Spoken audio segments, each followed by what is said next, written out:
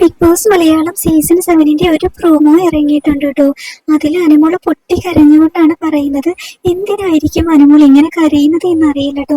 അനുമോള് പറയുന്നുണ്ട്, വളരെയധികം വിഷമത്തോടു കൂടി പറയുന്നുണ്ട്, എനിക്ക് വളരെയധികം മാനസികമായിട്ട് ബുദ്ധിമുട്ടുണ്ട് പറയാനെന്ന് പറഞ്ഞുകൊണ്ടാണ് അനുമോൾ ആ ഒരു പ്രൊമോയിൽ പറയുന്നത്. അവിടെ ജയിൽ നോമിനേഷൻ നടക്കുകയാണ്. ഒരു പക്ഷേ അനുമോൾക്ക് ഇഷ്ടപ്പെട്ട അവിടെ ഇനി ആകെ കുറച്ച് മത്സരാർത്ഥികൾ മാത്രമല്ലേ ബാക്കിയുള്ളൂ.